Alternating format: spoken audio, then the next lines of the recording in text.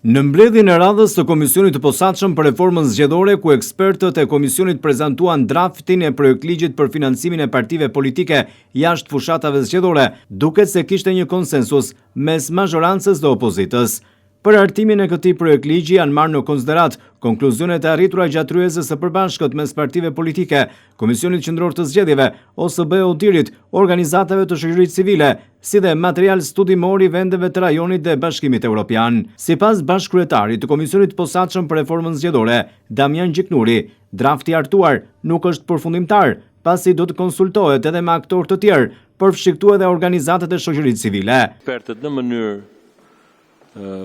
shumë konsensuale, profesionale, patjetër brenda debateve të tyre dhe qëndrimeve të tyre, kanë arritur të prodhojnë një draft i cili do të prezantohet sot me mirëkuptim, meqense ky draft do të shkojë për mendim edhe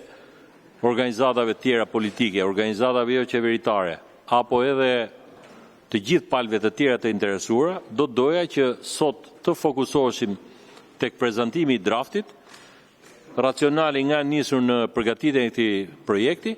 dhe nëse ka pyetje nga ana e deputetëve, ato t'i drejtohen ekspertëve. Nuk do të diskutojmë sot në parim në lidhje me projektligjin, pasi do të marrim kohën e nevojshme, qoftë në konsult thash edhe me aktorë të tjerë politik, qoftë dhe me ekspertizën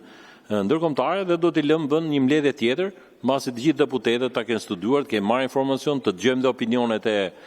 organizatave jo qeveritare, përfshirë edhe ato që ishin atë tryezën e madhe ku Komisioni i Reformës Zgjedhore së bashku me OSBE-n dhe Bashkimin Evropian organizoi për të marrë opinionet e tyre. Ndërsa bashkëkryetari Oert Bylybashi theksoi se financimi i partive politike ka qenë gjithmonë një çështje konsensuale. Që edhe pse ky ligj nuk është në vetvete pjesë e reformës zgjedhore, ka qenë gjithmonë sa është ndërhyrë në ligjin për partitë politike,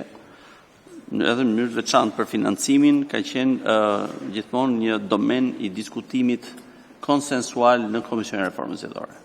Kështu që edhe kësaj radhe u ndoq një praktike mirë, e cila qartazi ka një produkt deri në këtë fazë, për sa i përket draftit të prezantuar.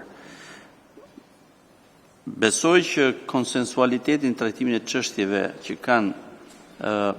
një nerv të zbuluar edhe shumë të ndjeshëm në lidhje me funksionimin e partive politike, pluralizmin, garën, kompeticionin zgjedhor,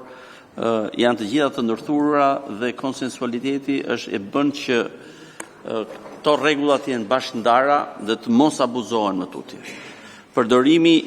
në mënyrë abuzive, keqdashse i rregullave për partitë politike të financave apo rregullave të tjera në historikun e fundit politik të Shqipërisë ka treguar që prodhon kriza dhe anomali të papranueshme. Qëllimi i Komisionit të Posaçëm për Reformën Zgjedhore është hartimi një ligji transparent dhe llogaridhënës, duke i krijuar partive politike mundësinë që të përmbushin kërkesat e ligjit.